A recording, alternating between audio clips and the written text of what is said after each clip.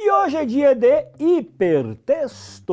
É o momento que você vai marcar nas redes sociais. Eu vou repostar uns 2, 3 ou 4 de vocês, aí mostrando a lição bonita, preenchida, colorida, junto com a Bíblia. Capricha na foto, pode ser? E me marque nas redes sociais.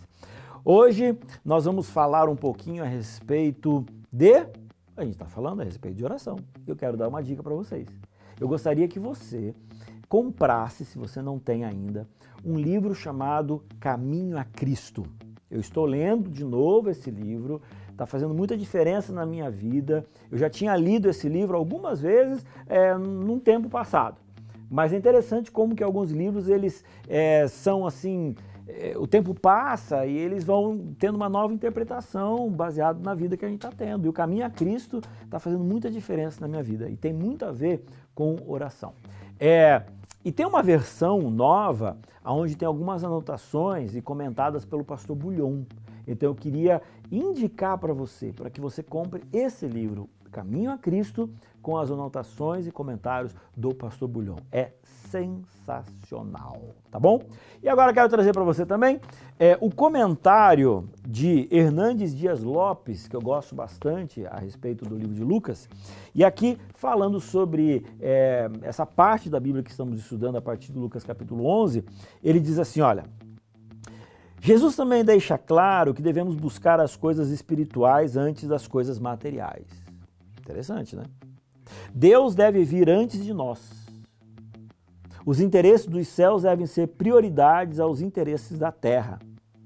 E aí, então, tem algo muito interessante, de que a oração explicada por Jesus agora fala a respeito das necessidades presentes, o pecado passado e as tentações futuras. Então, rapidinho, olha o que ele fala. Primeiro, a necessidade presente. Devemos pedir que Deus supra nossas necessidades diárias e não nossa ganância insaciável. Então, às vezes, a gente ora errado, né? Eu quero muito para mim, eu quero tudo para mim. Não, não é. Senhor, eu quero bastante para ir vivendo, para honrar o teu nome, mas que isso não seja visto e que eu não esteja vivendo o sentimento da ganância, ok? Então, vamos lá, o outro. Pecado passado. Devemos pedir que Deus nos perdoe o pecado, como perdoamos a todos os que nos devem. Então, eu já expliquei aqui para vocês algumas vezes sobre esse assunto. Quando está falando aqui na oração do Pai Nosso, né? Senhor, perdoa as nossas dívidas. Tá? Como é que continua? Assim como nós perdoamos aos nossos devedores. Então, isso significa que para eu ter meu pecado perdoado por Cristo, eu também preciso perdoar o meu próximo. Então, é um assunto de perdão, mas que está aqui na oração do Pai Nosso, ok? E as tentações futuras? Devemos pedir proteção moral e espiritual, rogando ao Pai que nos livre das ciladas do diabo, do laço do passarinheiro e dos ardis da tentação do maligno. Às vezes, na nossa vida, a gente gosta de brincar com o pecado. O que é brincar com o pecado? É chegar tão próximo do pecado que ainda não seja pecado, que seja apenas a tentação.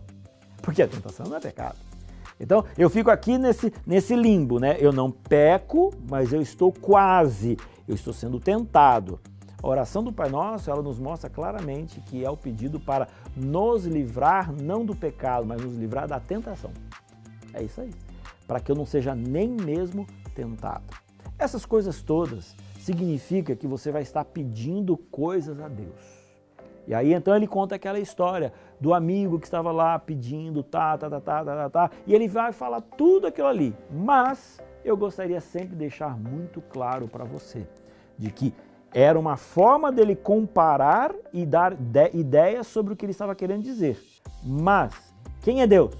Deus é o seguinte: peçam e conseguirão, busquem e acharão, batam e alguém abrirá a porta. Esse é o nosso Deus, é o Deus que escuta todas as nossas orações.